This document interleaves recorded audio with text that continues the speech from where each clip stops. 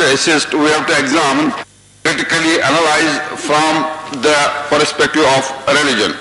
So far as this first technical session is concerned, it is equally on a very important issue, religion, business and corporate responsibility.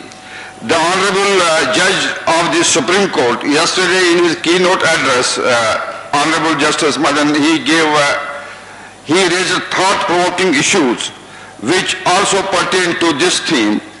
Well, my dear colleagues, I don't want to use the words to thank Professor Faizan. No doubt I am thanking him for giving this golden opportunity and to this great institution, Al-Sar.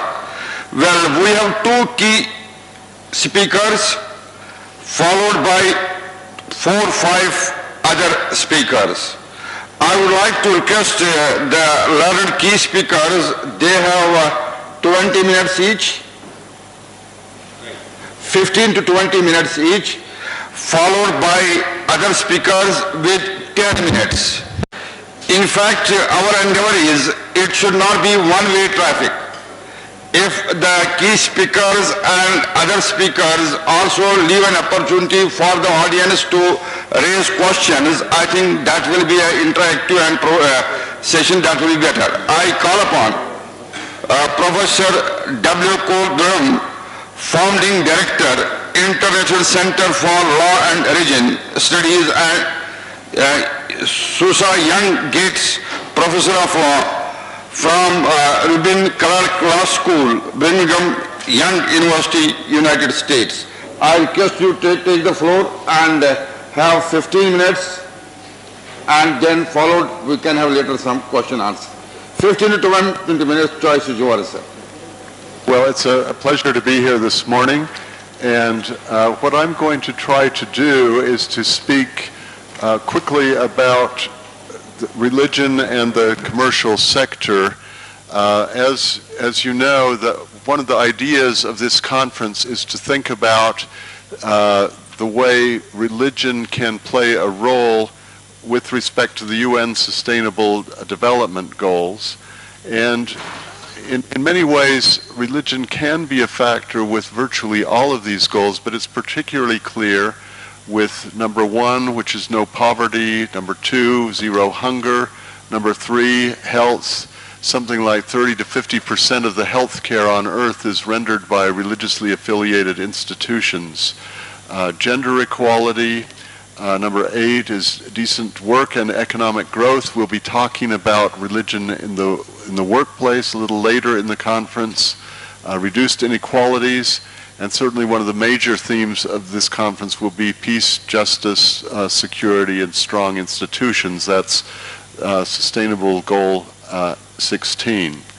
What I want to do is first talk about some of the ways that religion is significant and helpful to the business sector. Quite recently, a few weeks ago, Brian Grimm, who was responsible for many of the statistics we have on the religious sector, published this chart, which indicates that the contribution of religion to the economic sector is in the United States, and I apologize, I have statistics for the United States, but I think that they are significant and point the direction of what happens in other economies. The statistics indicated that there are $1.2 trillion of socioeconomic value added to the U.S. economy each year by religion. Religion is good for the economic sector as a whole. This is the equivalent to being the world's 15th largest economy, outpacing nearly 180 other countries and territories, and it's more than the global annual revenues of the world's top 10 tech companies, including Apple, Amazon, and Google. So the point is that the religious sector has a tremendous impact on the commercial sector. This is often underappreciated and really needs to be attended to. Part of this is coming from religious institutions themselves, 418 billion from congregations, another 303 billion from institutions, educational institutions, healthcare institutions, and so forth. And then there's another portion that's really coming from spillover effects of religion in the economy. Even if you just look at direct monetary contributions to the economy, charitable giving in the United States, we had reached almost 300 billion in 2011.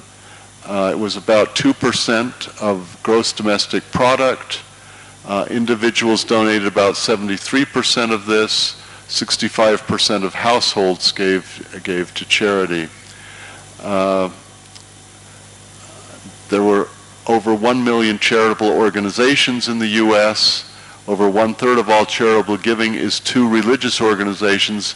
The next largest is education, including religiously affiliated schools, then various kinds of human services, foundations, healthcare. If you think about these things, though, these are tremendously significant for the economy as a whole, because this sector of the economy makes a lot of the other sectors work. And, if without healthcare, without education, for example, it's very hard for other sectors, such as the business sector, to function. There's also high levels of volunteerism, and globally there's a lot of data that suggest that those who are engaged in religious activity are more prone to engage in volunteerism, and you see this spread out in a lot of different sectors. So this gives you a kind of sense of what the religious sector in general does. Religion-related businesses themselves add about $438 billion to the U.S. economy.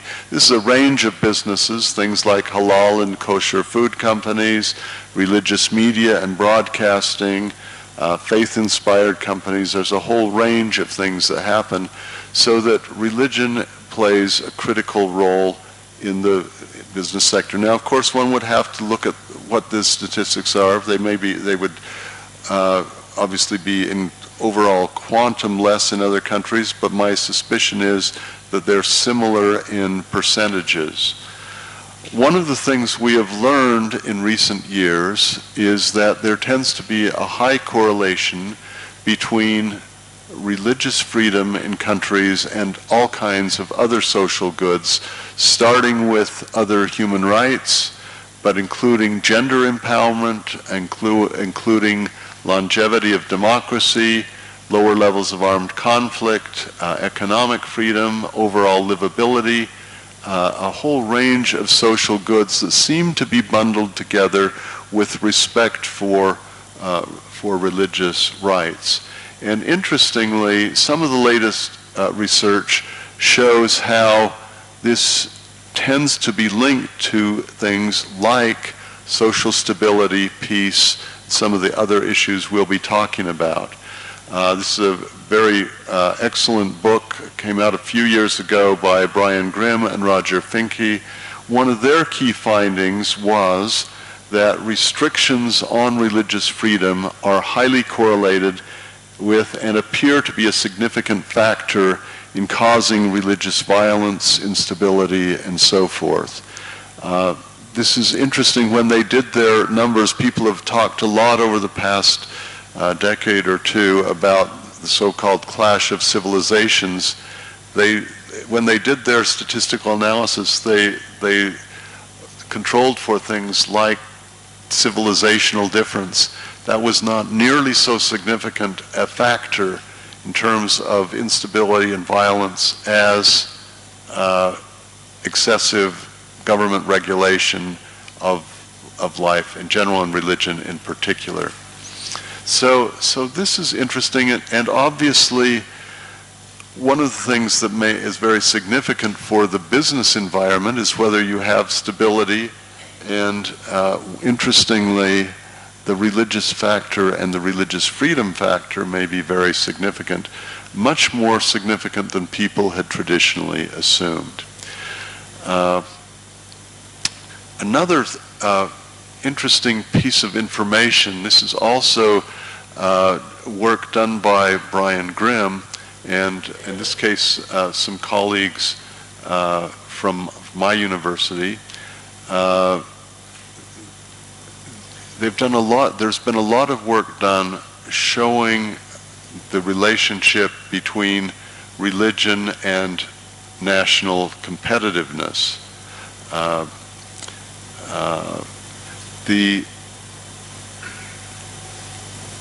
The World Economic Forum has identified 12 pillars of microeconomic and macroeconomic national competitiveness in its global competitiveness index, and Grimm and his colleagues went through these statistics, these pillars, these factors of religion and the things that contribute to competitiveness, and not surprisingly found that there is a strong correlation, or so that the more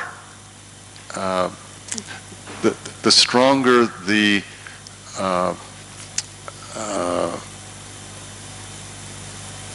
well, if there are more restrictions on religion, that reduces the likelihood of good performance on the competitiveness factors. Let me just walk through some examples. I apologize that the print is a little small. I'm not sure how easy that is to read from the back. But let me just focus on the columns at the top. The left side is these competitiveness pillars. Then in the middle, what they did is they looked at sort of high religious hostilities, countries with high religious hostilities, and then with low religious hostilities, and then with high government restrictions and low government restrictions. They left the in-between off these charts because it turns out they just fall in the middle, so you can see the basic picture by looking at these statistics. But primary education, for example, countries with high government restrictions or high religious hostilities, none of the countries in those categories internationally were strong on the competitiveness scale. The countries that had low government restrictions on religion and low religious hostilities tended to be, 16% of those tended to be among the highest levels of competitiveness. Similarly, technical training, again the same picture. If you had low hostilities and low government restrictions, you were much more likely to be competitive. And this is not exactly surprising. Obviously, if you have better health care, better technical training, you're likely to be more competitive. And if there's kind of religious peace and so forth, it can be very helpful.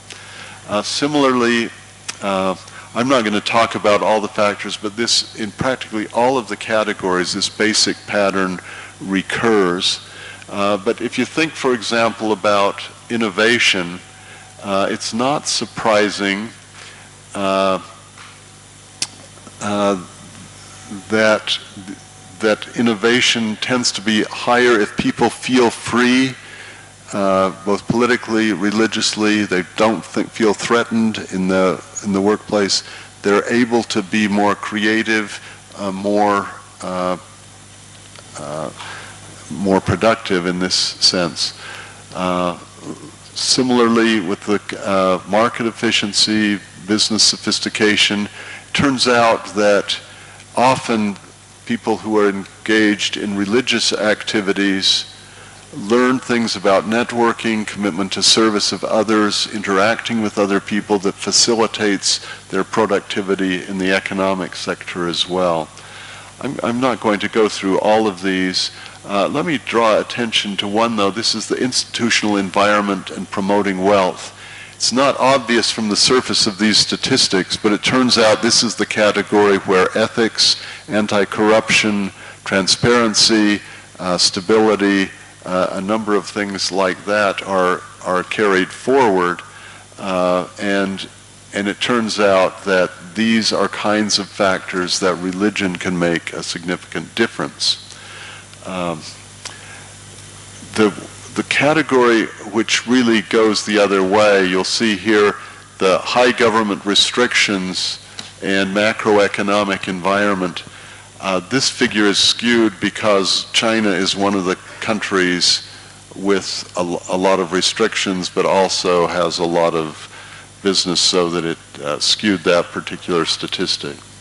Okay, so just as religion and religious freedom are good for business, so business can be good for human rights generally and for religious freedom in particular. This is one of the lessons of the UN Global Compact, which I think many of you would be aware of. This was launched in 2000. It seeks to align business operations with 10 universally accepted principles in the areas of human rights, labor, environment, and anti-corruption. There are thousands of major countries that have signed on.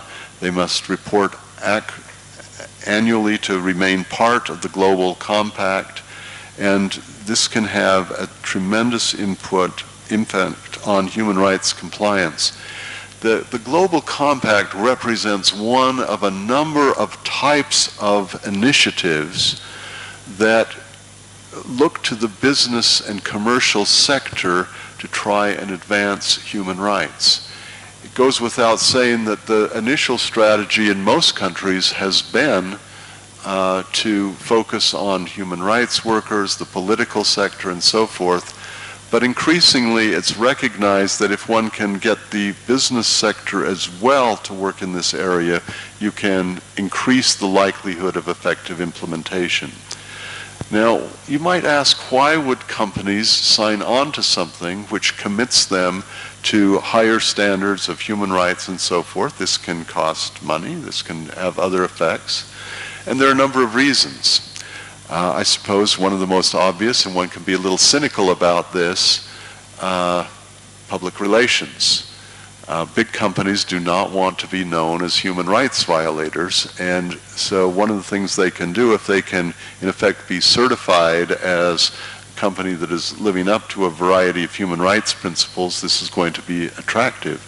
But there are a number of other features that will attract businesses to work in this framework. It means in adopting a kind of established framework for which there's a lot of legitimacy.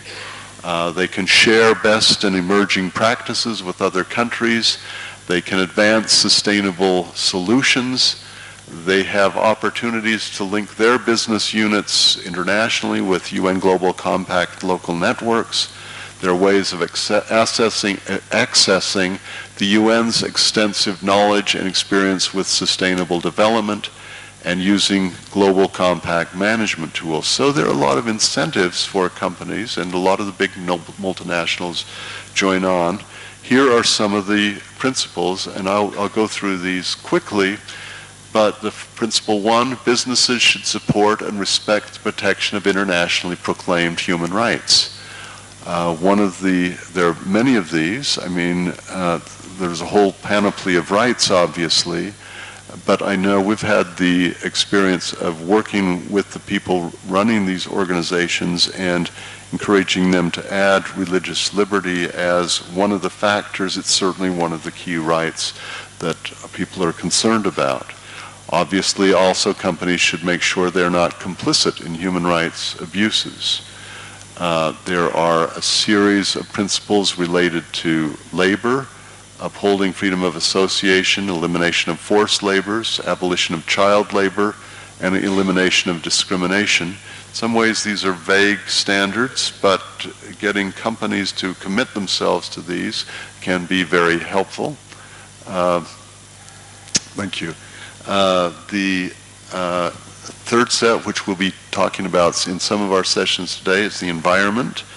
Principle 7, support precautionary approach to the environmental challenges, undertake initiatives to promote greater environmental responsibility, encourage development and diffusion of environmentally friendly technology. And then finally, Principle 10, anti-corruption. Businesses should work against corruption in all its forms, including extortion and bribery. And again, this is an area where a lot of thought is being given to the role that religion can play in making business life better.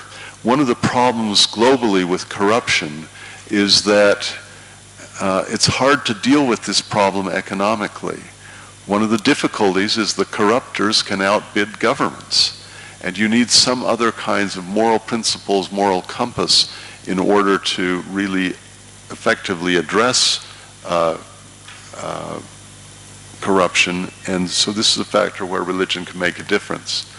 Now let me just shift and say a few things about corporate social responsibility.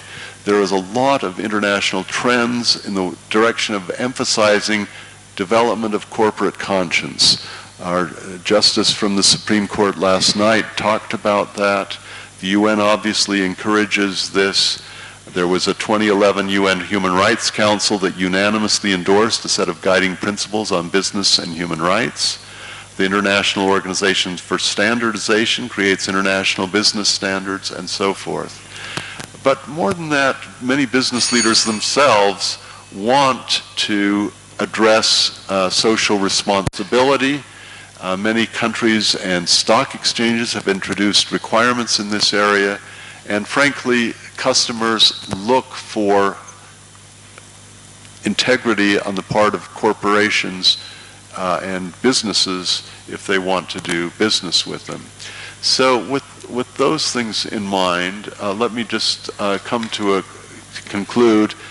Religion is good for business, but business can contribute in many significant ways to human rights generally and to religious freedom in particular. And I hope this will be a kind of perspective on these issues that we can take into the sessions lying ahead. Thank you. Durham, I think he has raised various important issues regarding corporate responsibility, business in the light of religious responsibility. Well, I don't know, I think we will have a discussion and interaction after we listen to other speakers as well. Because we have to keep the time, and I think that will be in the fitness of things. We note whatever, first we conclude all the speakers. Now with this, I call upon our honored next speaker, Professor C.S.R. Maoz. He is the Dean, Paris Academic Center Law School, Israel. He is also going to throw light on this very important issue. He is also our key speaker, and he too has 15 minutes at his disposal. Well, thank you, and I would like to thank the organizers for making me part of this important project.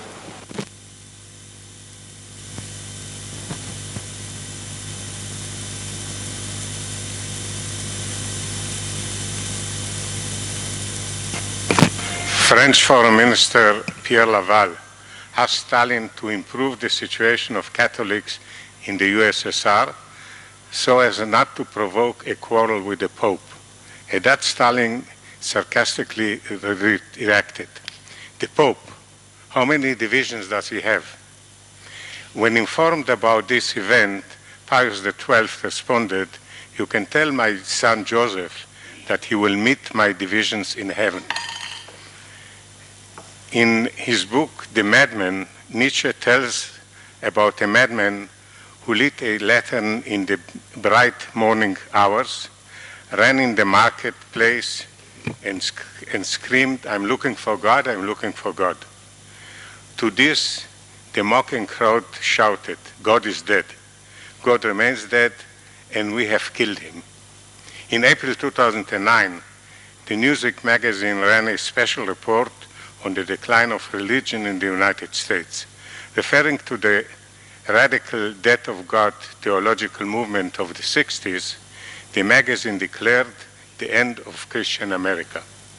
It seems, however, that it is too early to eulogize both God and religion. While finding a modest decline in the number of Americans who believe in God, a recent Pew survey witnessed the decline to be marginal, from 92% in 2007 to 89% in 2014.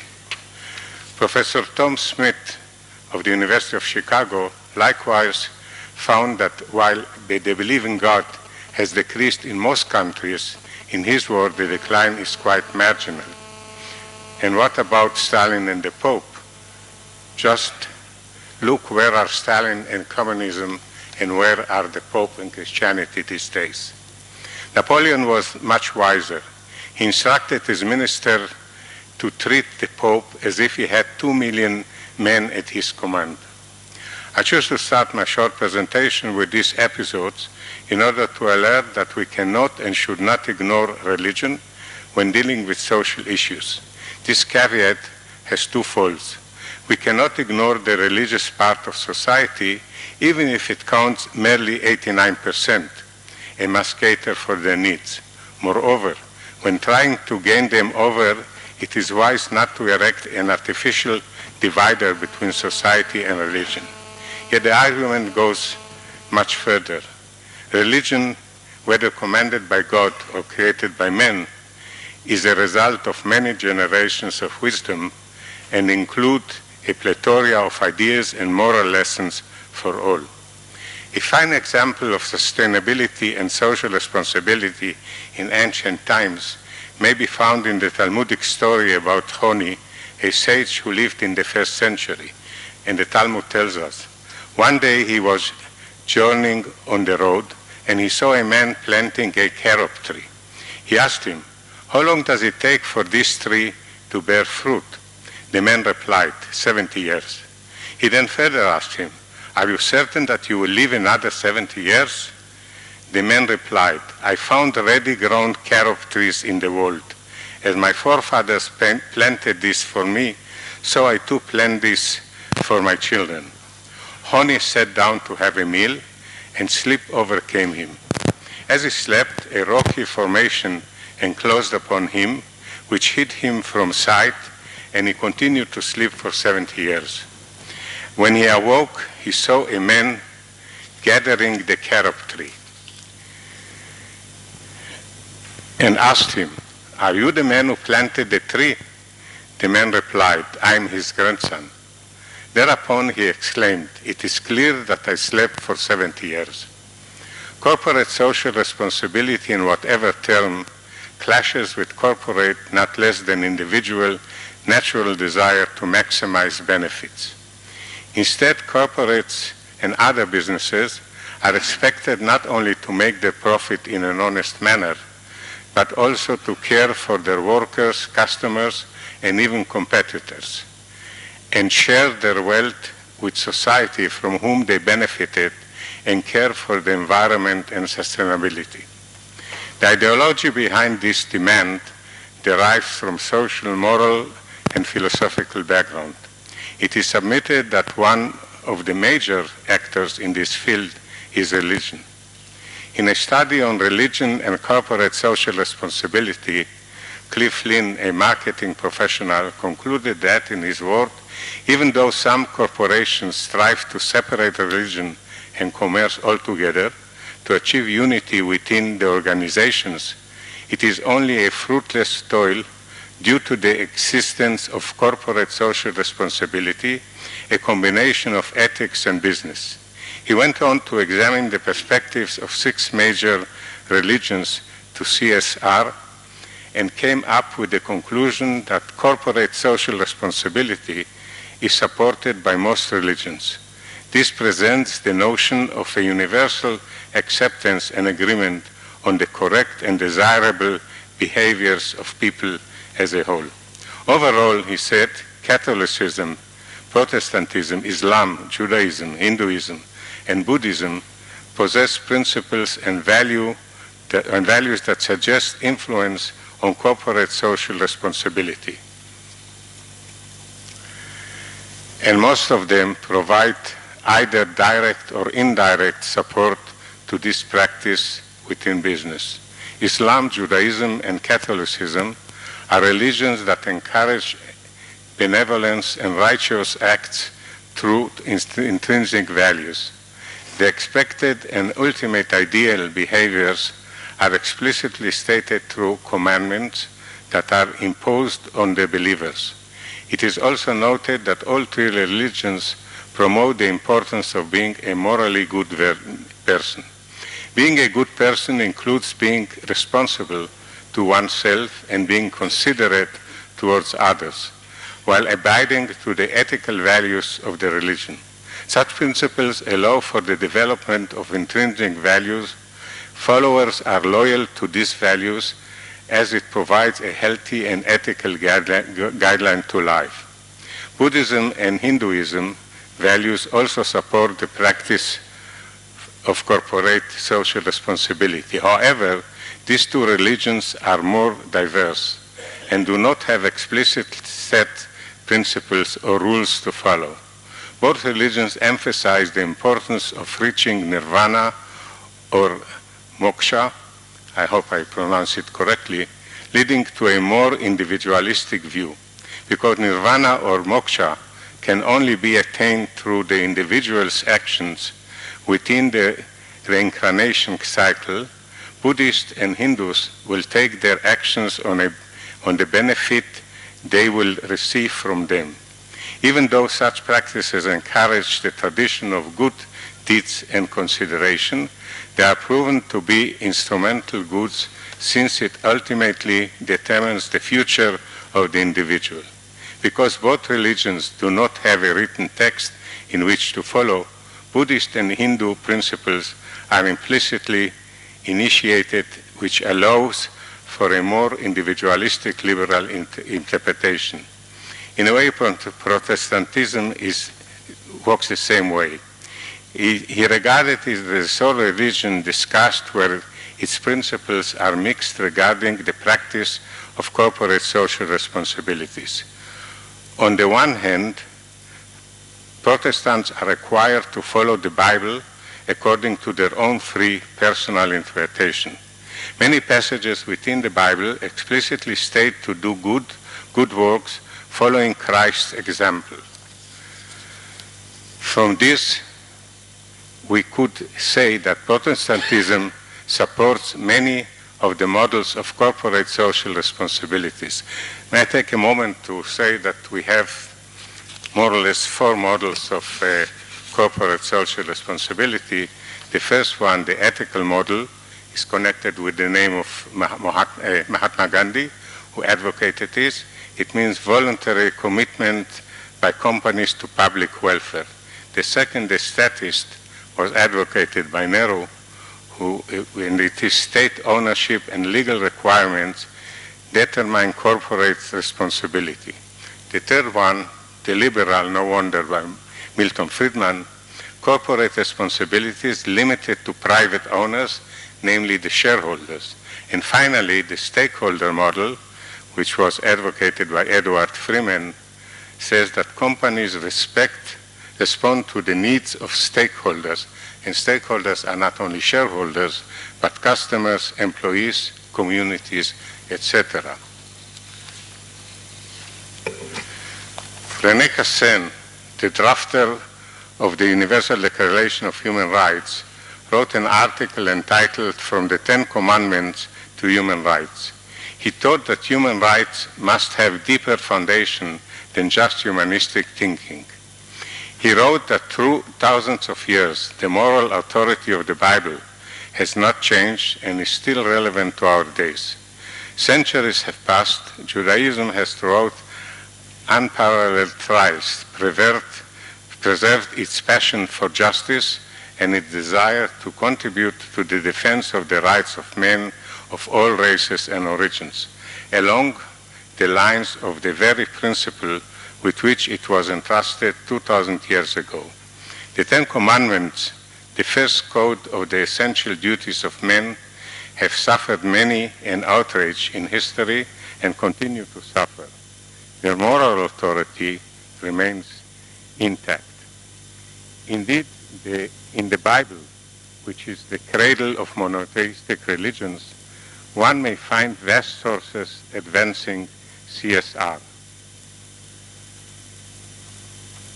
René-Cassin's reliance on the Bible to advocate human rights might seem surprising.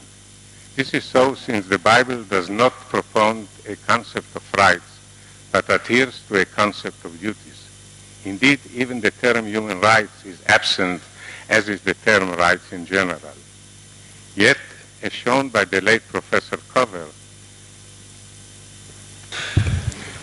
the protection of rights might actually be more effective under such a system.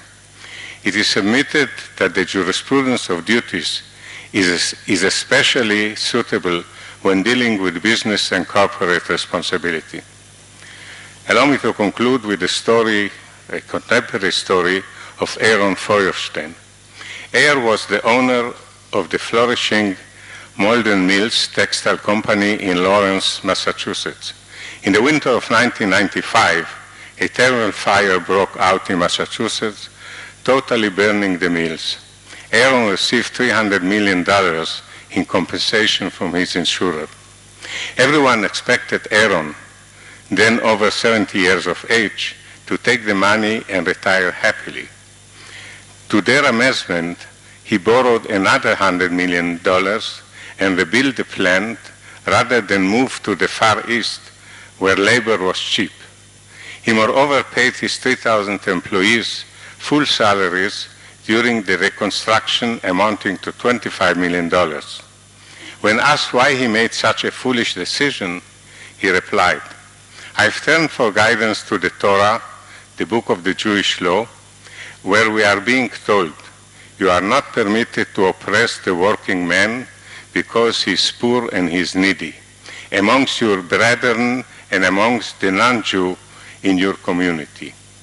No wonder that he became known as the Mensch of Malden Mills. It is hard to translate, or the word Mensch, the Yiddish word Mensch. I think the best translation would be a true human being. Well, I guess I should have stopped here in order to be in line with our message today, that religion is good for business, or if I will define the corporate responsibility, is defined, and I like this definition, achieving commercial success in ways that honor ethical values and respect people, communities, and the natural environment, but achieving commercial success. In this case, it didn't work that way. The fate of Malden Mills was not a happy one. Feuerstein's generosity cost him the loss of the mills. He had to go under Chapter 11, a remedy available under American federal law for a business that is unable to service its debts or pay his creditors, ending up with losing his ownership of the mills. Did he learn a lesson from this adventure? The answer is yes. Feuerstein realized that banks may not have quite the same moral view of business that he does. Does he regret the decision? I think, says Feuerstein, it was a wise business decision, but that isn't why I did it. I did it because it was the right thing to do. Thank you.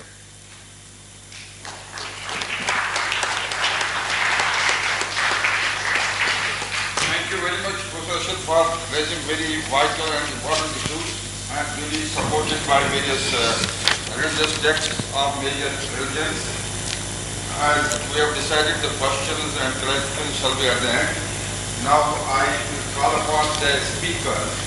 In fact, I think we are two speakers are not available. One is not available. One is not available. Anyhow, now I call upon Dr. C.S.R. Prabhu, Director General, Retd, National Informatics Center, NIC, New Delhi, to speak. Good morning.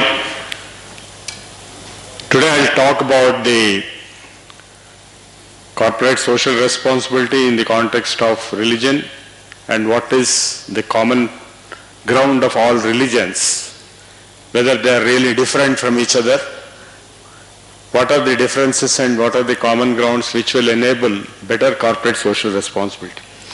We know that the world peace is very much in doubt. Much of the world is not peaceful. Very few parts of the world are peaceful, and religion has a lot to do with it. Let us see.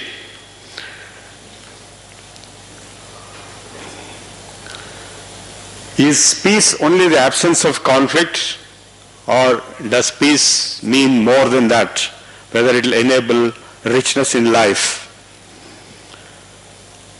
Now, various religions which have been referred yesterday and today, they are going in their own ways, in the same boat, but stuck.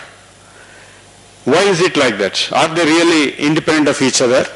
If you look at the history of the world, 5,000 years ago, none of these religions existed all over the globe.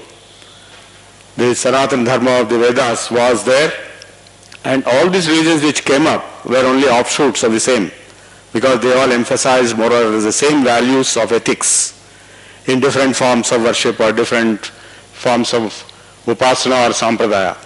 But essence has been the same. That realization has to come to go to the common origin. Say in Europe the Druids and the Celts, or in India the Vedic Rishis, if you go back to 5,000 years, they have a common link all over the globe. Next. The industrial era became the digital era, and the high carbon economy became low carbon economy, should become, it is not becoming yet. But the simplicity of life became very complex, and truth has been clouded or camouflaged with post-truth, which is the perception of truth, not necessarily the truth. The perceptions lead to conflicts, not the actual truth. Whether corporate social responsibility lies better in smartness or in wisdom. Smartness is being more and more profit-oriented and more successful in business. But being wise means a greater, larger sense of the social view of the social responsibility. Like when we meet some of the chairmen of the Japanese corporations, they talk as if they are altruism experts, how they can transform society. That is the correct way to approach. Now we have already known about the wonderful vision of the Agenda 2030, which are all very adorable goals, but definitely not so easy to achieve. Now till 1750 AD, India and China put together dominated the global economy with about 68% of global domestic product. And those models, which are not either capitalistic models or communistic models or socialistic models, were well integrated with the religious life, the social life, which was ensuring corporate social responsibility as a built-in mechanism. Like for example, in the Sanatana Dharma, the business class, the Vaishyas, are expected to recycle 70% of their earnings, profits into the society and keep only 30% for themselves, not 6% of modern day C.S.R. You can imagine how the society was free from poverty, free from disease and free from all conflicts when 70% of the profits have been recycled back to the society over the centuries, over thousands of years. Till the colonization took place in India, that was continuing. Only after colonization, the destruction and the degeneration started. What we can learn from the ancient scripture? Someone just mentioned that the Hindus don't have a scripture. Sorry sir, we have hundreds of scriptures. We have the Vedas and the Upanishads, there are 108 Upanishads. In fact, if other religions have one book, Hindus have hundreds if not thousands of books. The Upanishads, the core of it will be conveyed by the story of Nachiketa. Action prompted by pleasure or profit cannot help anyone to cross the sea of samsara. A teacher who realizes the self, the capital S, the oneness behind all, and who has conquered his senses and passions, the teacher will reveal the Lord of love. Love will come only when there is oneness perceived. Next. So what is that knowledge by knowing which everything is known? These are the kind of questions which are asked in the Upanishads. Next. So Nachiketa asked for 3 boons from Yama, the Lord of Death or Lord of Time. What is the secret of death and what is the secret of life? Obviously, death and life are just toggling with each other. So Yama discourages, saying that don't worry about all that. It's very difficult stuff. You take simpler things in life. Next. You take sons and cattle and elephants and gold and wealth and become a ruler and chariots and so on. Nachiketa didn't want all this. He was a young boy, but he says these pleasures last but till tomorrow and they wear out the vital powers of life. How fleeting is all life on earth. Therefore keep your horses and chariots dancing in music for yourself. Never can mortals be made happy by wealth. Next. The joy of the Atman. Atman just means self. Everyone knows I exist. There is nobody here who says I don't exist, because if he says that, who is saying that? So the I is the Atman or self, and all these selves together is one single self, the whole universe, the whole environment. So the joy of Atman never abides, but not what seems pleasant to his senses. Pleasure and good are 2 different things.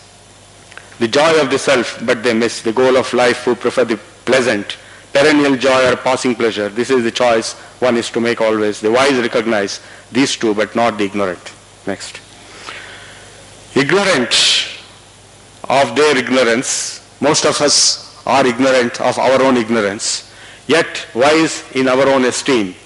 These deluded men, like us, proud of their vain learning, go round and round like the blind led by the blind. Next. Yama finally says, the wise realizing through meditation, the timeless self, beyond all perception, hidden in the cave of the heart, nihito guhayam parame vyoman, leaves pain and pleasure far behind. That is called nirvana, that is called moksha, that is called emancipation. And in the secret of cave of heart, they are 2 seated by life's fountain. The separate ego drinks the sweet and bitter stuff, while the supreme self drinks sweet and bitter, neither liking this nor disliking it. The ego gropes in darkness. What is the difference between the capital S self and the small s self? It is only the ego.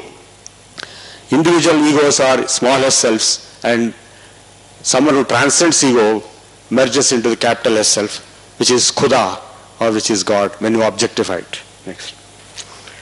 It is not the object, it is the subject, but it is being objectified for convenience. The Supreme Self is beyond name and form, beyond senses, inexhaustible, without beginning, without end, beyond time, beyond space and causality, eternal, immutable. Those who realize the Self are forever free from the jaws of death. This is the ultimate message of all religions. That Self, capital S, is personified or objectified as God. Actually, it is not person, it is not object, it is a subject. Next. And this is the essence of all religious wisdom. We live in the 3 states of waking state, dreaming state, and deep sleep state, in everyday world of senses and pleasure of happiness. And at the other hand of the corner at the top, you have the spiritual reality, ultimate God, Self, Allah, Khuda, whatever Ishwar, whatever you want to call, you can call, because all names are incomplete.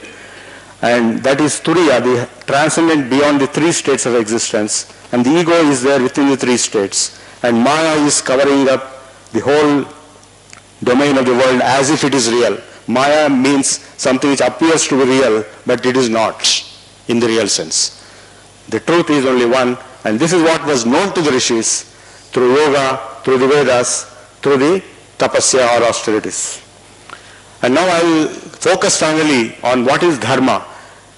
Dharma is, we all know, ethics, but adharma is the source of all crisis.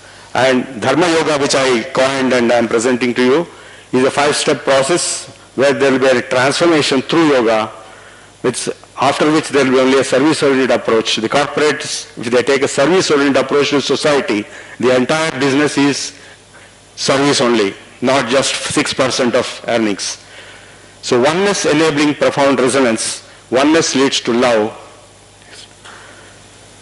Though society has all problems like corruption and terrorism all coming from adharma. Next. What is adharma made up of? Next. Dharma comes from the Sanskrit root, dhru, to sustain, the principles of sustainability, the positive order of things, the nation, the community, the family, and ultimately even the universe. That is dharma, and which is called in different words in different religions, but they all know what it is. So adharma comprises of, starting with ego, anger, greed, possessiveness, attachment, craze, hatred, pride, desire. We all know this. All the vices comprise adharma. And dharma comprises all the virtues, 18 itis of serenity, regularity, absence of vanity, sincerity, simplicity, veracity, equanimity, fixity, non-irritability, adaptability, humility, tenacity, integrity, nobility, magnanimity, charity, generosity, and purity. Next. Practice daily these 18 itis and you will soon attain immortality. That individual transformation, next family transformation, organizational transformation, can finally result in social transformation. This was the aim of all religions, and it continues to be the aim, but there is no understanding of that across the people belonging to different religions. So that's how we have the Bhagavad Gita talking of the Bhakti Yoga, Karma Yoga, Jnana Yoga. You will find Bhakti Yoga in all religions, you will find Jnana Yoga, you will find Raja Yoga in all religions. And even Hatha Yoga, the namaz is nothing but number of yogasanas. And Dharma Yoga is the essence of all this put together, which is what I am proposing to the August gathering here, to be considered for a global approach of peace and stability. So thank you. So Prabhu, for throwing light on various important issues and making certain clarifications as well. Now I call upon Professor Amirullah Khan. Thank you, Professor Mir. Okay. I will. I'm interrupting you so that I get Please. My full 10 minutes. Okay, please go ahead. All right. I had this really tough task when Professor Faizan Mustafa asked me to talk about a topic that combines religion, business, corporate social responsibility, and in a law school. So it has like 4 different perspectives that I have to bring into one. Let me talk about 5 different issues that I will compress into these 10 minutes. The first is what importance does religion have in modern business? In a recent work that we did together with a friend of mine, Vijay Mahajan, we tried to estimate the religious market in the world, and it's pretty significant.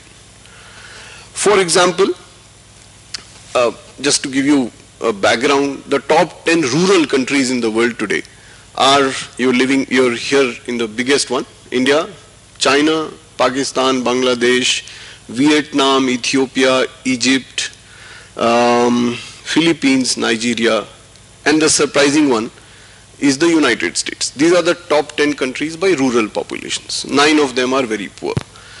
These 9 top rural markets total about 15 trillion of today's consumption. So they are very big consumption market. The first point I am making is that what we have discovered very clearly is that the easiest route out of poverty is through commercial private sector development and through consumption demand going up.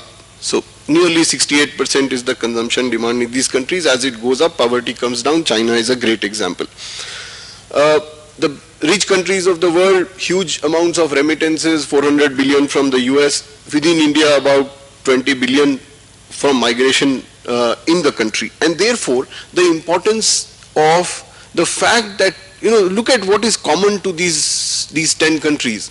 If you leave out the US and China, 8 of those have very significant Muslim populations. These are very big Muslim countries. And they are the ones that are responsible for most of rural poverty in the world today.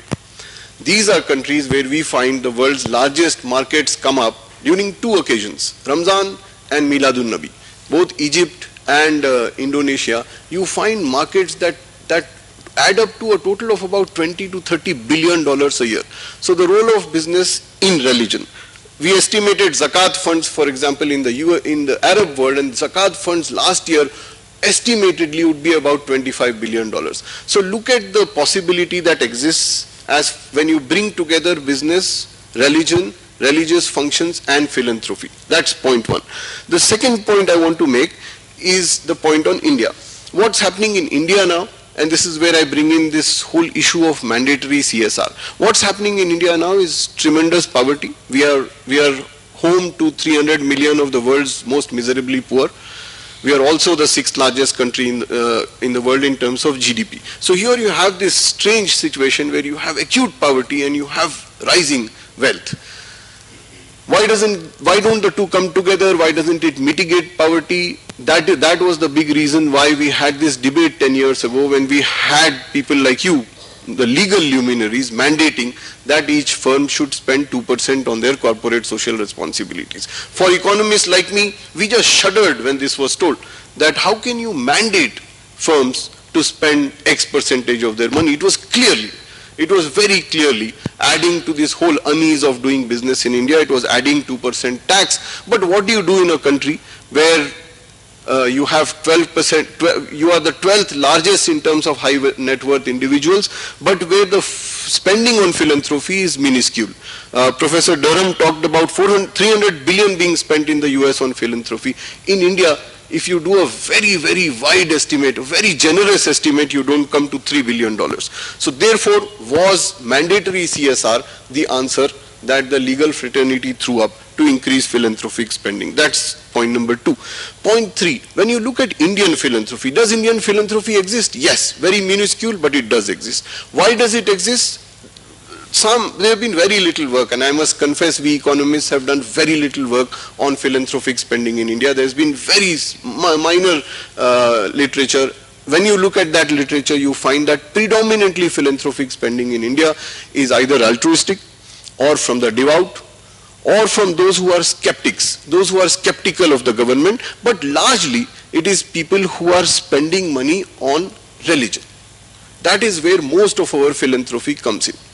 So they are those devout people and the communitarian people who are spending money on building their own temples or their own mosques.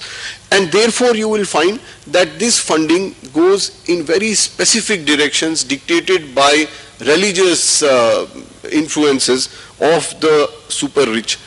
And there is very little that we've done to study those. Point 4, that when this section 7 of the Companies Act 2013 came in, and when we were told that 2% of mandatory funding should come from about 7,000 firms registered in the Registrar of Companies, some of us estimated it would be a total of $8 billion. We found that not even $1 billion is being spent. So where is it going? The big problem with mandated CSR is this, that the moment you mandate, there is the race to the bottom. People are spending as little as they can. And then when you have the government telling you in that section 130, the schedule that the Act has, which mandates the areas where you can spend CSR, then it defeats the whole purpose of what business corporate social responsibility started off with. You find that the easiest thing for corporates to do today is to cut checks to the Prime Minister's Relief Fund. There is no vagueness, there is no ambiguity, it is the simplest thing to do, and then you don't worry about what happens with that money. That really defeats the purpose of business, the business philosophy of corporate social responsibility. Therefore, what you have is the legal question, the legal issues that come up are 2. Firstly, should the law get in and tell companies how much to spend and where to spend it? That's question 1 for all of you. You are far better at answering that question. The second is, what happens when firms spend money on CSR? When firms spend money on CSR, then they obviously advertise that. The very famous case, I'm sure you use it in your classrooms, is this one company that started advertising that it pays twice the minimum wage in this one country. I'm sure you will know which firm and which country I'm talking about. But can a firm spend on CSR and then advertise it, saying that it is their political speech? The courts came down heavily, saying that this is not political speech, this is commercial speech, and therefore imposed a huge penalty. If that happens, then what happens to leveraging CSR funds?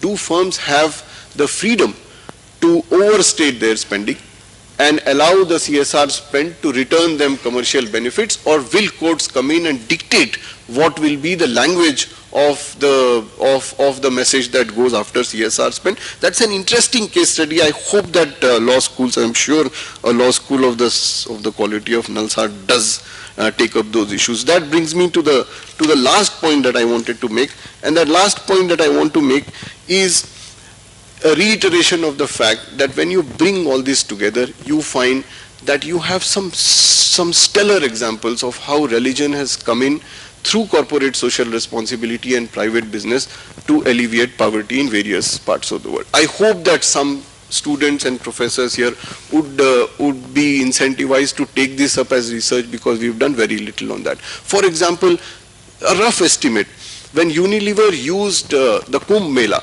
the Kumbh Mela, for those of you, all of you know that, about 100 million people. Now, what Unilever did was that it used the rotis. The roti is this bread that we eat in India. It used a roti to spread a message on hygiene, on washing hands. So 100 million people getting this roti were told to wash their hands regularly. Pakistan, Unilever did exactly that to spread hand washing. And hand washing, as you all know, is very important for most of the contagious diseases we have. The New Year in China. The New Year in China has 800 million people migrating, moving at one time. It's the largest migration that you see anywhere in the world. And it is used by a lot of corporate sector to spread CSR messages. Ramzan in Indonesia, when sales really go up for footwear. Or in Bangladesh, where we found very interestingly that one of the hottest selling items in rural Bangladesh during Ramzan is paper napkins, because of the heightened need for hygiene. In Kerala, we found that among the largest selling items among males during the summer was sanitary napkins. It was bewildering. The male purchase of sanitary napkins goes up in Kerala because sanitary napkins are used, ironically, around the neck to protect against excess sweat. And people found that this was a great way of spreading various messages using these high-ticket items that happens. Therefore, when you look at this kind of huge expenditure that happens, people bringing together private sector, religion, and corporate social responsibility, it gives a large avenue for spreading the right communication that can be spread given a proper climate. The question that remains, the question that I ask right in the beginning and throughout, is whether CSR spend should be mandated, whether there should be section 135 that says that 25,000 rupees will be fined and you will be sent to prison if you can't spend those that 2%. The whole essence of CSR is in making it voluntary and ensuring businesses use their right legacies to change what happens in corporate world. Charles Handy says it very well, and I end with that. Charles Handy brought all this together, these four strands together, when he said that companies that survive the longest are the ones that work out what they can uniquely give to the world. Not just growth or money, but their excellence, their support for others, or their ability to make people happy. Some call these things a soul. Thank you. Thank you very much. Now I call upon Professor Valeed Ansari, Professor and Chairman, Department of Business Administration, Faculty of Management Studies and Research, Aligarh, Muslim University, Aligarh. We have a time, Professor Faizan. We are within time. Yeah, you are. Within, please. Good morning. The topic, the session, religion, business and corporate responsibility. These topics are the three topics are intertwined. I do not know where the chain of causality runs, whether religion, the values, espoused by religion, imbibed by the individuals, and then the imbued in corporate culture lead to better business performance, and they become more oriented toward corporate social responsibility. Some of these points have already been raised by, pointed out by the speakers earlier. I would touch upon in first part of this 10 minutes some of these issues, and then later on I would try to make a case that the sustainable development goal of United Nations may be a chimera if this is not accompanied by a sound financial system. As you know that finance is the lifeblood of every economic activity. If the world financial system is shaky, probably the goal to achieve sustainable goal may be a distant dream. Now it's almost a consensus.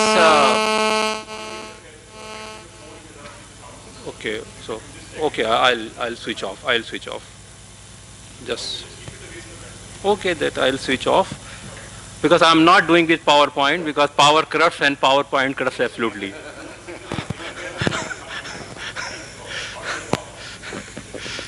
So let me pick the thread where I left. The point was that the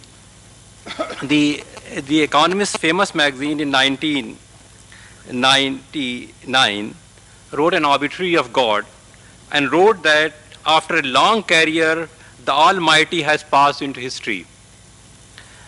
But after 7 years, economists reviewed this position and they pointed out that probably they were overconfident, and they wrote that this still religion plays an important role.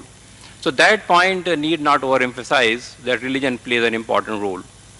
The question now is not if religion plays a role, the question has shifted how religion plays an important role. The role of religion in business has been studied at two levels, what economists call micro and macro level. At micro level, we look at the performance of the organization, whether religion and the set of the values reflected in corporate culture affect business performance. The second part is at macroeconomic level, where the religion has a role to play in economic development. Let me take the macro first. Everybody is aware of Max Weber's the espousal of the Protestant ethic and the spirit of capitalism that led to economic development. But this conjecture or hypothesis, whatever you call it, has now been undermined by the development achieved by other countries which espouse different faith. So now this hypothesis that the particular set of business ethics will lead to economic development has brought into question.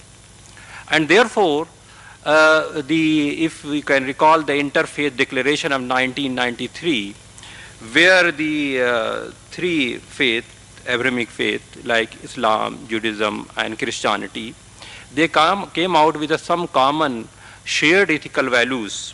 Those four ethical shared values which were stated, enunciated, were justice, mutual respect, stewardship and honesty.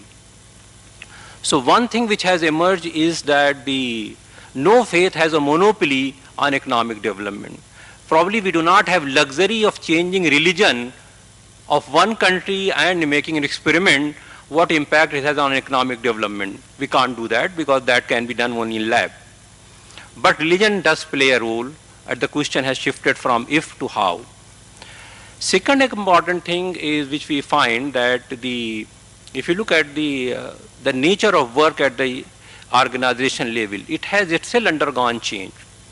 The meaning of work from only making money to more, the integrated view of the work which has come in, holistic view has come in, has also underlined important, where the work and life balance, or what you call the church on Sunday or work on Monday, this separation has gone. So integrated view of work has come, where holistic development. So these factors, at both micro and macro level underline that religion plays an important role.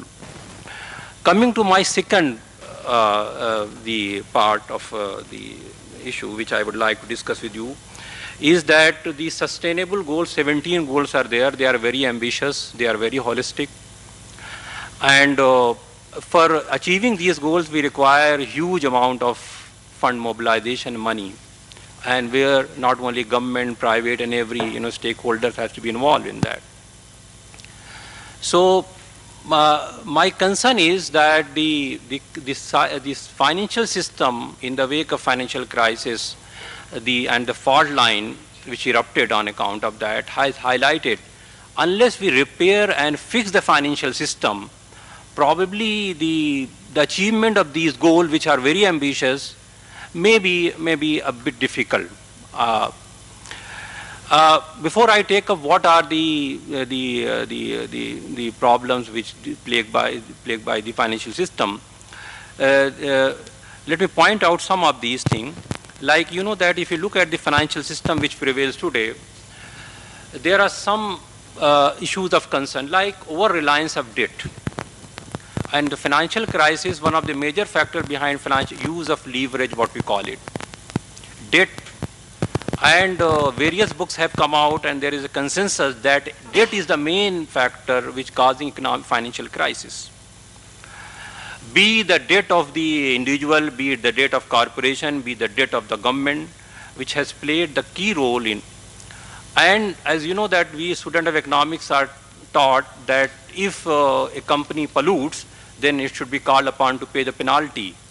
So if a firm or organization is using the too much debt and pollutes the financial system, why they are not called upon to pay? Why the government bails out these banks?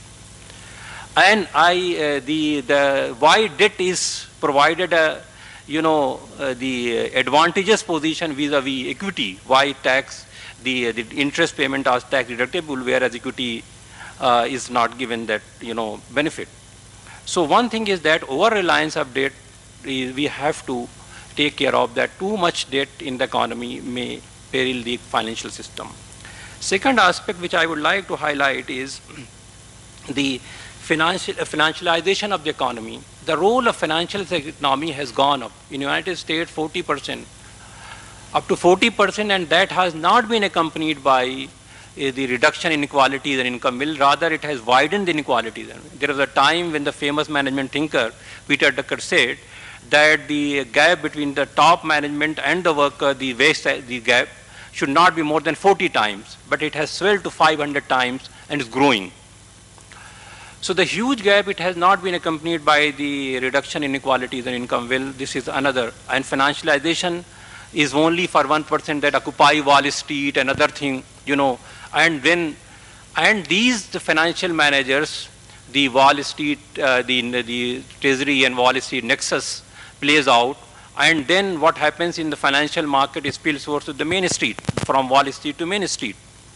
So there they are indulging in money-making exercises, a casino economic, high-frequency trading, and like that, gambling-like behavior is what you call it.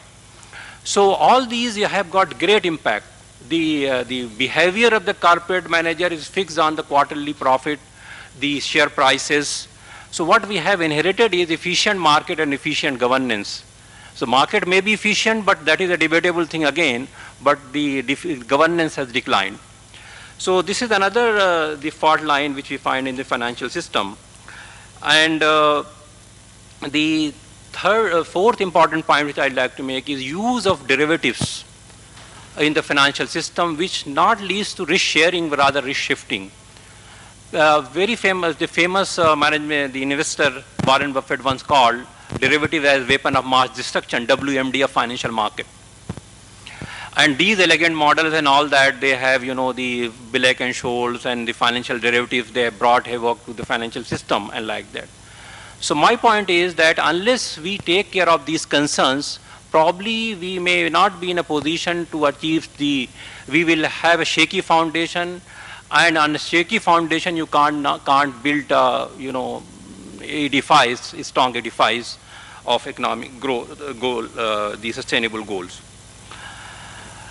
The various alternatives are suggested to take over reduction in debt and all that. One alternative which is there, Islamic finance, has got some built-in features which takes care of debt, speculative behavior, and also take care of making money out of money. It links the money the money to real activities in the economy, unlike that. So that can be another alternative source, an innovative source of funding the sustainable development goals. So that can, and moreover, I have another reason to suggest that why alternative finance, including Islamic finance, may be helpful is that a large section of the society is left out because they do not want to undertake the conventional banking system. So that can also be brought in the fold. So lastly, I would just like to conclude that the only value-based financial system can make the financial system sound, resilient, shock-proof. Otherwise, what is going to be devoid of this thing, like, the financial system will be shaky, and the goal of attaining the 17 and odd goals will be a very difficult thing. Lastly, I just like to say that religion has got a role to play, there is no denying. And to me, religion is a moral GPS which will guide us whenever we face dilemma, not only dilemma, but we are confronted with trilemma as well. Thank you very much. Thank you very much for having your discourse within the given stipulated time. Now I call upon Professor Suresh Saab. He has been the registrar and former professor and head of the Department of English, Osmania University. Professor Suresh. Thank you. Thank you, sir. Before I present my paper, I convey a happy Pongal, happy Sankranti to all the people out here, because it's a memorable day for most of us here in this part of South India. It's an important festival. And I thank the Vice-Chancellor Faizan Mustafa Saab.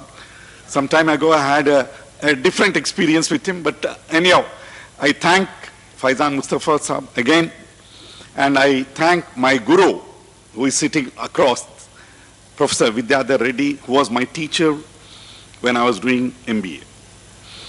Anyhow, the paper, most of the speakers have spoken about the paper which I would like to present. And just now, Valeed Ansari Saab had spoke about the values, management and religion. Management harps on increasing your money value, whereas religion harps on increasing your intrinsic value. Enlightened leaders are already combining systems with culture and are cultivating reinforcing habits using wisdom and compassion to create holistic business processes. Negotiations will move around values. The story of John Mackey's Whole Foods Markets tells us how his credo has always been, his credo was, what is good for India is always good for me. In fact, here we have a lesson to pick up the management gurus, because today we are living in the world of management gurus. If you don't become anything, become a religious guru or a management guru, and you have your day.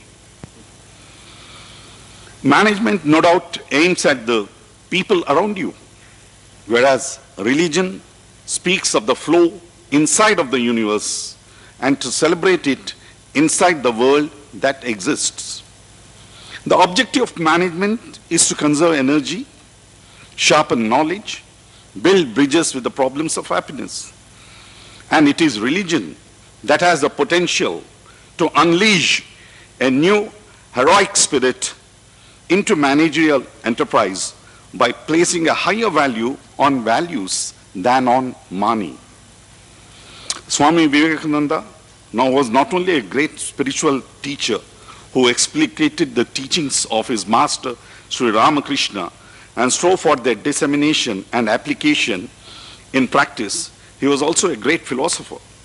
Through his study of philosophy and social history of different countries, as well as the exposure to the workings of different societies, he had drawn various conclusions about the movement of societies. He was passionately concerned about the progress of all societies and humankind in its entirety.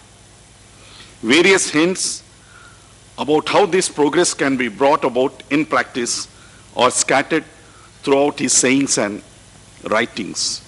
Now, where does corporate responsibility come in here? Now, I just take out a recent example of an overnight upstart here, right here in the heart of Hyderabad, Satyam. People are very familiar with this word. Within no time, not even half a decade, it became an international trademark. But then, what was the social responsibility? It collapsed in no time. And people say that Satyam, which is truth, it negated the truth by reversing the name. Satyam became Metas. The day it became Metas, the collapse started. Well, I don't know, it was quite eerie link you can think about. When you play with truths, your ethics takes a backseat. Now, you have ego clashes, Cyrus Mystery versus Ratanji. What's happening here?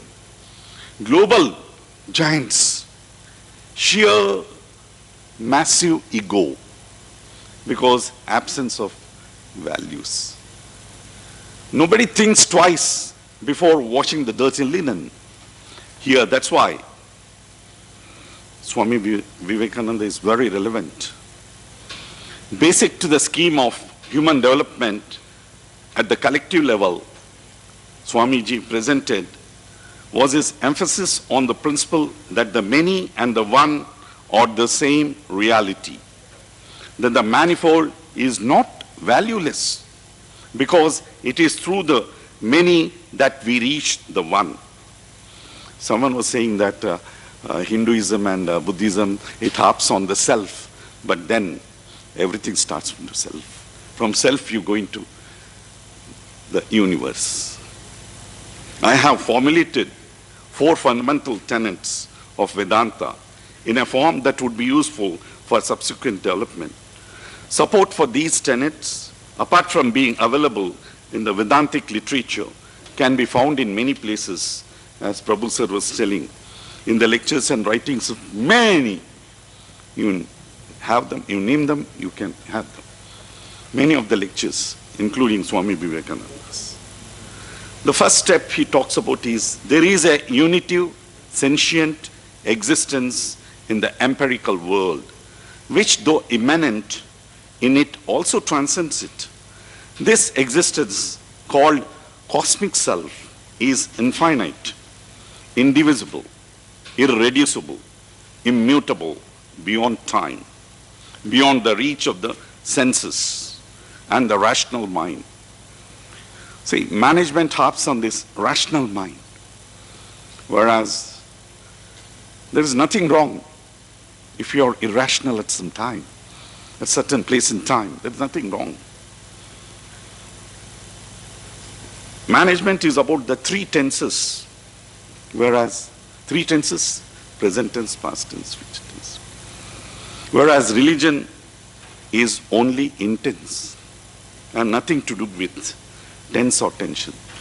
Here I would like to quote a famous entrepreneur who was asked by a pesky journalist or even atheist, and this guy, in his recalcitrant way, he said, "Thank God I'm an atheist." You know, that speaks about the intrinsic relationship you have between management and religion. They're not contradictory, they're complementary. They can go together. But once you place all the eggs in the basket of management, things go awry. Don't repose so much of confidence in man. Think about something else beyond him. Management looks out, whereas religion looks inside you. Take time, take a deep breath. Look inside yourself, and then you know where you're going. All energy, I know 3 minutes I think, all energy, knowledge and happiness that we see in the empirical world originates from the cosmic self. These manifest themselves unequally in the empirical world. Various adjuncts such as location, mass, dimensions, intensity, species, race, gender, beauty, power, longevity, influence and so forth, all objects of the empirical world are generated through such manifestations. But these do not affect the cosmic self. Underlying the body and mind of every person, there is the individual self, which is the essence of a person's being, the being, and causes the I-ness of the person. It is bereft of all physical and mental adjuncts and is sentient, immutable, and liberated. Lastly, the individual self of a person is identical to the cosmic self and distinguishable from the latter only indirectly in terms of adjuncts represented by a person's body-mind complex. As such, the individual self of a person is non-different from another. Thank you.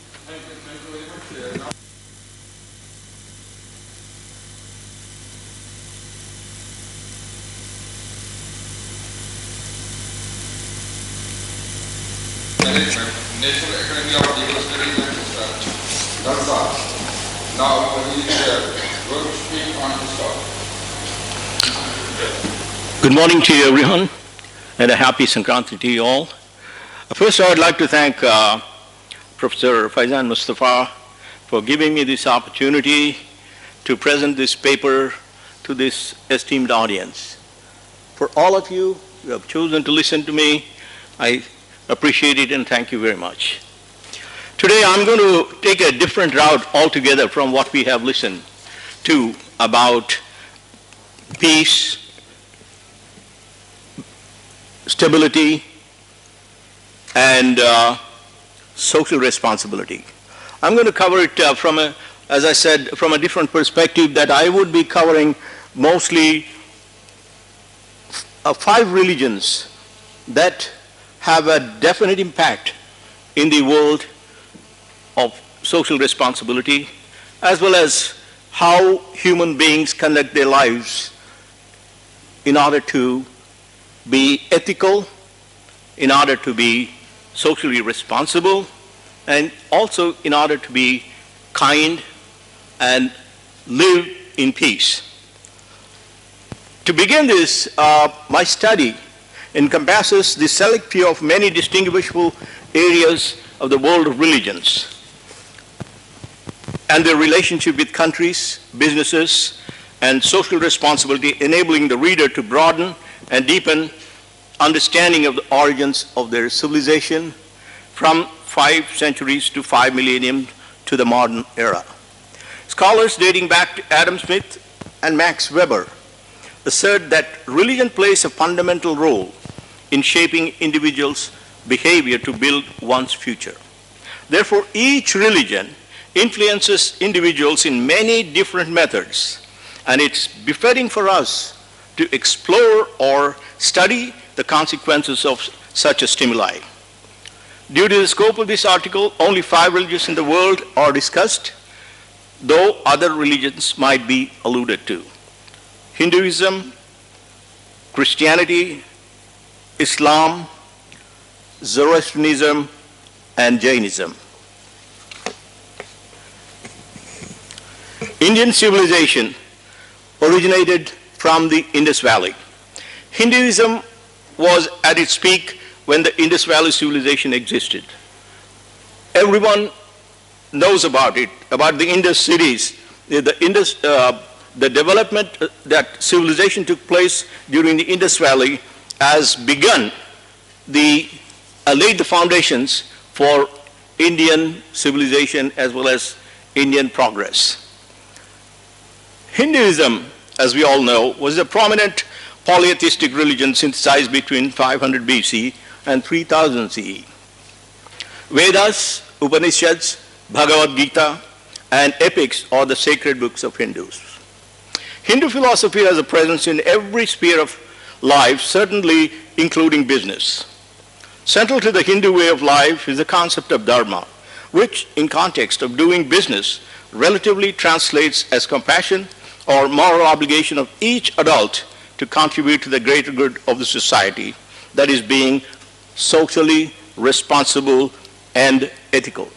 Social responsibility, corporate social responsibility cannot exist without practicing ethics. The corporations or the businesses must be ethical in order to be corporate, demonstrate corporate responsibility. Ethics is the fundamental part of Sanatana Dharma and is given the place of pride in all its schemes and the heart of Hindu teachings. Manu's Code of Law is one of the most important texts in Sanskrit canon. Indeed, one of the most important surviving texts from any classical civilization. It paints an astoundingly detailed picture of ancient Indian thought and practice for 2,000 years. Varna Dharma, or social studies, social duties, as stated in the Vedanta, defines the obligations and responsibilities within the nation, society, community, and business. This is directly related to corporate social responsibility. Hinduism, therefore, justly articulates the roles of all individuals in their lives to practice mutual help, to upbring the poorer sections of the society, to promote equitable sustenance to their fellow citizens. Now, the Christianity preaches similar values, similar to understanding or reading the Vedas and Bhagavad Gita and other epic books of Hinduism. One needs to have an understanding of Bible, the scriptures, the Old Testament and the New Testament. The Old Testament is basically more Judeo-Christian oriented, whereas the New Testament is the story of Christ, his birth, his preaching, his death, and his message to the world. So, yet there are two versions of Protestantism and Catholicism, the versions of the Bibles. They are a little different, but the message is the same. To shortly summarize, two historical books in the Old Testament, namely Exodus and Leviticus, have distinct directions or advices about the conduct of ethical self and occasional practice, but with a Judaistic tint. Further, in the Old Testament, Book of Proverbs and Ecclesiastes also shed wise counsel from King Solomon, a Jewish king who was considered to be the wisest among the kings of Israel. Now, what principles should distinguish a Christian business from others? Number one, paying taxes. Render unto Caesar the things that are Caesar's, and unto God the things that are God's. Christ commanded his disciples, when they asked them, how about this coin? Look at the coin. Oh, we have a face of Caesar. Well, then pay taxes to Caesar. Render unto God what is God's. So that teaching is the most important thing, and also it reflects a character, a teaching of Christian social responsibility also. Fair wages. Do not muzzle an ox while it is treading out the grain, and the worker is worthy of his wages. Fair enough. We have to demonstrate corporate social responsibility in that aspect, and Christianity teaches that clearly, as well as hard work. God commanded Adam, Adam, you have sinned, therefore you are going to really work hard to make your living. Because you toil. In toil you shall eat all the days of your life. That means God has commanded us to work hard. About work ethic.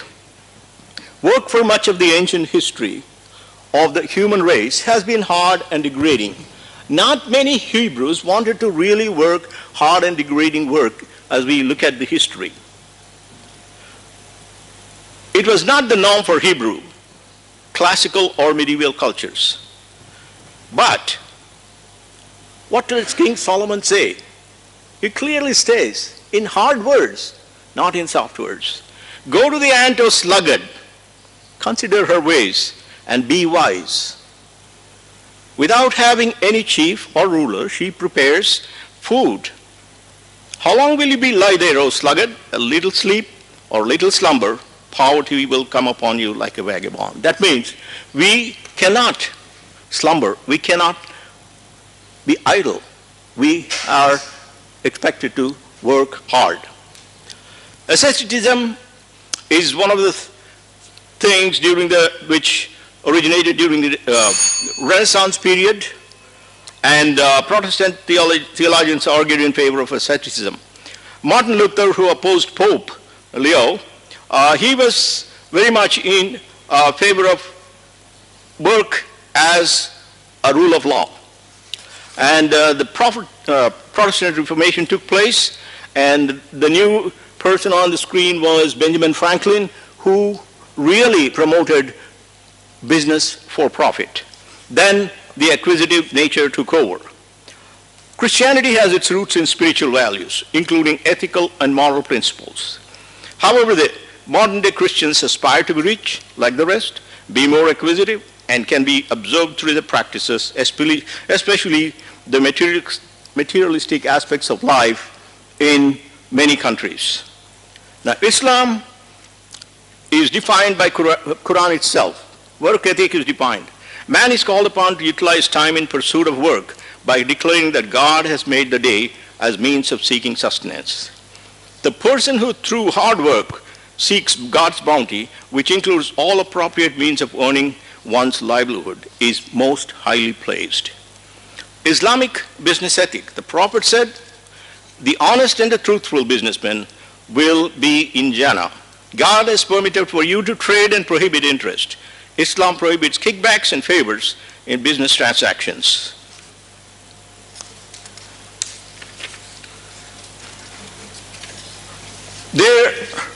I would like to cover the rest of it, but because of time restrictions, I'm going to stop here. But I was going to talk to you about Zoroastrianism, which has really contributed to the corporate social responsibility of India, and also Jainism.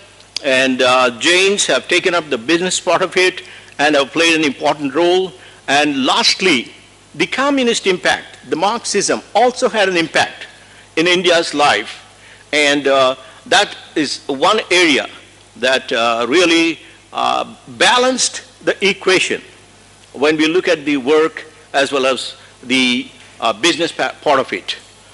With that said, I'm glad again you have given me the opportunity to share my views, though in a short period. Thank you very much. Thank you very much, Professor. Now, my dear friends, in all we had 7 excellent speakers, including 2 key speakers. Well, as we have said in the very beginning, you are at liberty to ask or to seek any clarification, either from the entire panel or from any individual you like. I leave the discussion open for the House. Yes, please. Kindly mention your name and a very sharp question or clarification. Very short name, sir. John my question is to Amirullah Khan.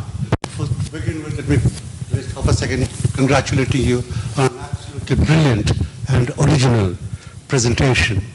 Since the Bible has been mentioned together with other texts, it's easier for a camel to pass through the eye of a needle than etc., etc.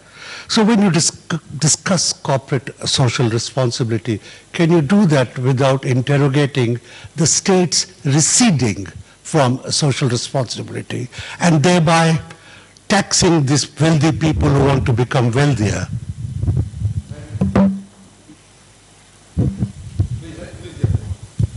Thank you, John. I cannot.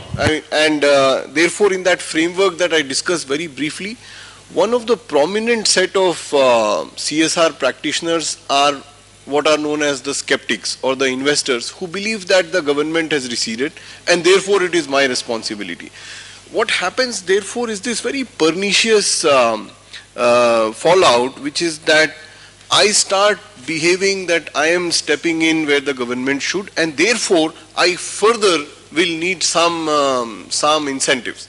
And that's why you will find that those of us who are skeptical of the government now want tax breaks, now want to be known for doing CSR, now want something in lieu of that CSR that I'm giving. So absolutely right. One of the major reasons for CSR coming up, and I can't give you that example, but Swachh Bharat is a prominent example of that. Purely public good, purely something that the government should do. And what we are seeing over the last 2 years is this huge pressure on anyone spending money on CSR to allocate it to building toilets. How that is panning out is another issue on implementation, which I will not talk about. But absolutely agreed, and that is something that is part of the paper whenever I write it completely.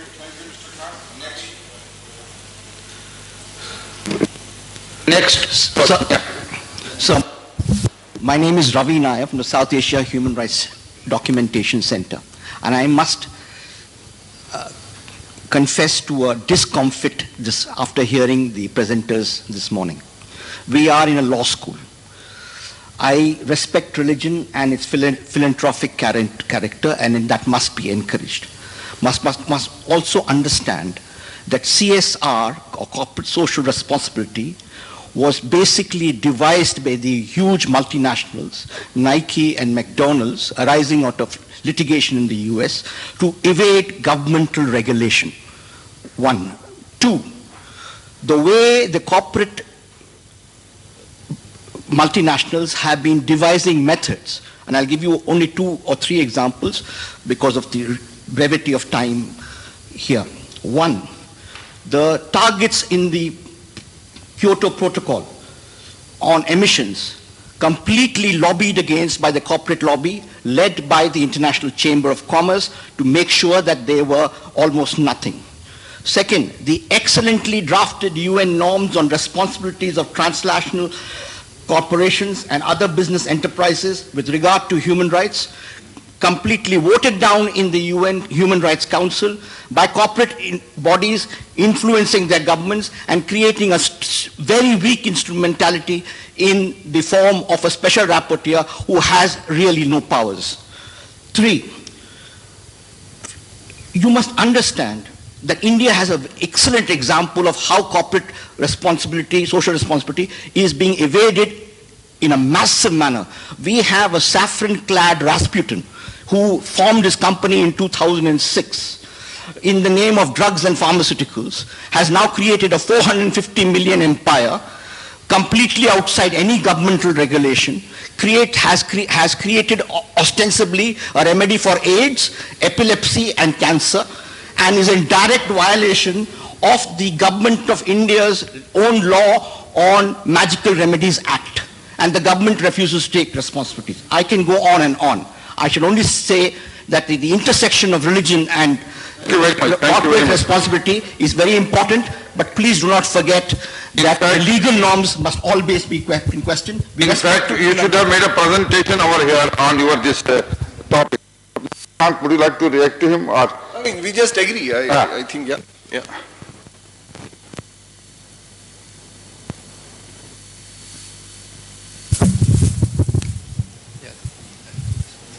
Just 1 minute. What I want to say is that's obviously a very sound kind of criticism. I think one of the things one has to, as I said, one can be cynical about some of the global compact kinds of things, that it's in some ways PR. What one has to remember, though, is that can give leverage and make a difference, and it's a good starting point. A lot of human rights is ultimately PR. There's no world court. There is a world court, but the enforcement mechanisms are often weak, and the effective mechanisms are ultimately PR. But part of the PR has to be people like you raising questions about when it's cynical PR and when it's really making a difference. So, thank you. Any other question?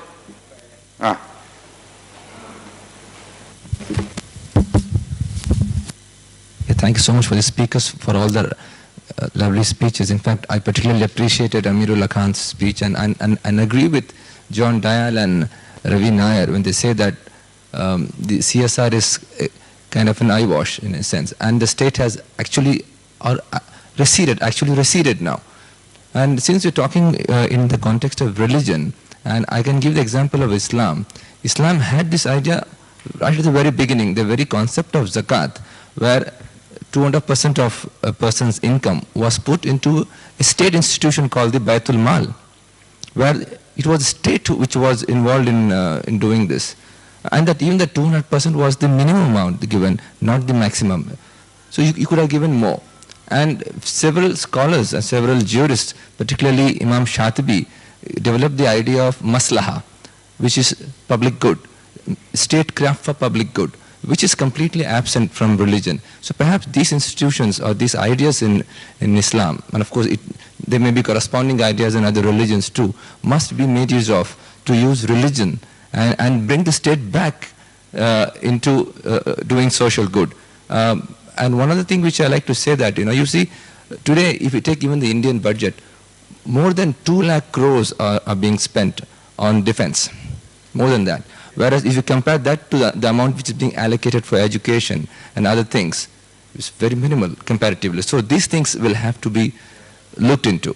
Thank you. Anyhow, it is not a question. You have added the information. Yes, please, Professor Fazan. No, one quick reaction to Fazur Rahman and then to the whole thesis Professor Amirullah Khan has developed, that it should not be mandatory. But he is talking of zakat, which is mandatory. So if religion makes something mandatory, and the first caliph went to the extent of having a jihad against those who don't pay zakat, so what is your position? If religion makes corporate social responsibility mandatory, or a state makes it mandatory, where is the difference? And the other question which I want to ask is this, that a few years ago when we enacted our ombudsman law, the Lokpal law, then one of the omission was that the corporate sector was outside its purview. And our thesis has been that these are the corporates which corrupt the bureaucrats and the government officials. So unless you bring in the corporate sector within the ombudsman law, nothing is going to happen.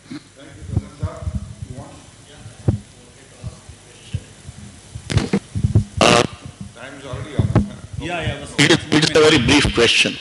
In a rule of law society, where we are talking in terms of business houses having some kind of a religious responsibility, in a rule of law, wherein we are a framework already, we have been watching since yesterday, secular democracy becomes a worldview under which we have been framed, and then we are talking in terms of all these, different categories of, the concepts through which we are trying to build some kind of a role of a religion in these activities. Now, I would want to know, in a rule of law society, how, again, religiousness, religionization can be built up as a kind of a responsible process.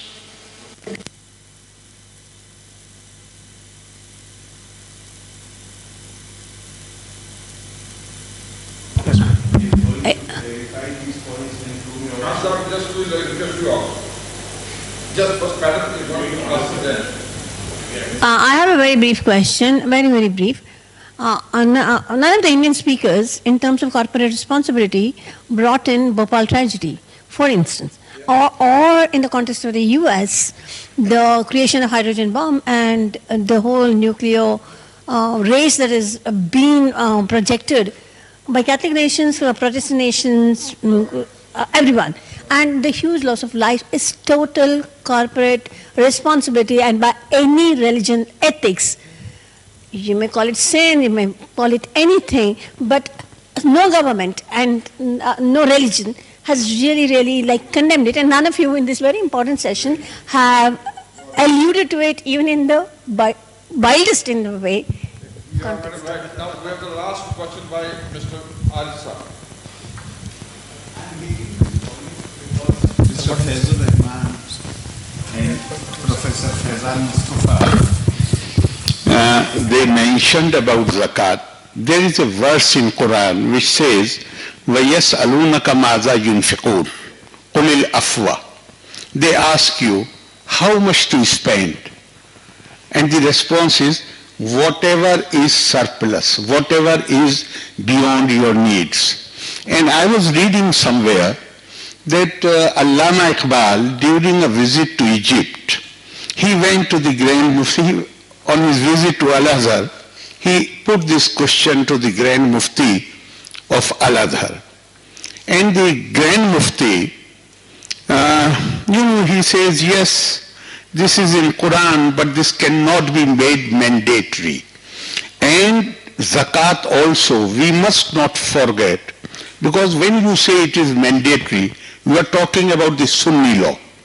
In Pakistan, where it was made mandatory, ultimately they had to exempt the Shia community, because the clear-cut instruction of the Prophet to Maoz bin Jabal was to collect from their rich and to distribute among their poor. So this cannot, I have my doubts, if this originally was meant to be deposited with the state institution, this was only because there were no welfare projects. We cannot, there is no text without context.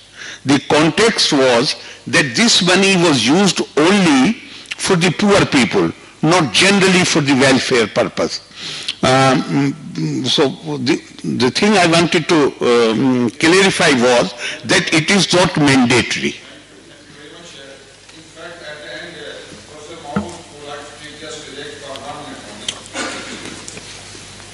I would like to just two short remarks. One about cynicism and PR. Well, religion deals with intention. Law deals with behavior. As long as the corporates behave as we wish them to behave, I don't care if they do it for PR or not PR. Of course they do it for PR. And if I may quote the definition of is that C.S.R. is achieving commercial success in ways that honor ethical values and respect people, communities, and the natural environment. Not everyone has to end like Feuerstein in bankruptcy. If everyone will end bankruptcy, then that would be the end of ethical behavior. The main point I wanted to make is one short, I might have been misunderstood about Buddhism and Hinduism, and I would like to just remind you that I said that overall Catholicism, Protestantism, Islam, Judaism, Hinduism, and Buddhism possess principles and values that suggest influence or corporate social responsibility. Moreover, Hinduism and Buddhism are among the religions that provide either direct or indirect support to this practice within business. The point I wanted to make, I have no doubt that Buddhists and Hinduists have hundreds of books, and that's exactly the point. What singles out Catholicism, Islam, and Judaism is that they have a stated commandments that are imposed on them. I mean, they have one central book, and this doesn't mean. And again, Hinduism and Buddhism have a lot of influence. And may I just tell you that the founder of the State of Israel, David Ben-Gurion, was a big admirer of Buddhism. As a matter of fact, he took 2 weeks leave from his position as Prime Minister and spent it in a Buddhist temple in Burma at that time. Yeah. Thank you. Thank you very much. Just I will take 30 seconds only, half a minute. In fact, I believe all the 7 speakers have raised various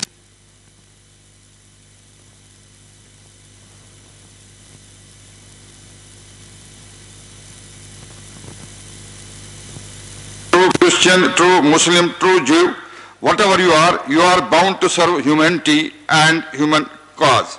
Your religion is going to influence your business and thereby creating ample scope for what we call social responsibility, whether it is mandatory or it is voluntary. We have first to be a true human being, a true whatever faith we have, then obviously everything will follow. You as a true Muslim, as a true Hindu, as a true Christian, whatever you are, cannot be a cheat, cannot be a violate human rights. Thereby I think there is an ample scope if we follow our faith for business to respond to social corporate responsibility. Thank you all, and I must take the liberty to extend congrats and thanks on behalf of Nalsar to all the worthy and learned 7 speakers and also the audience who were in a position to bear with us for this quite long session. Thank you all. Thank you very much.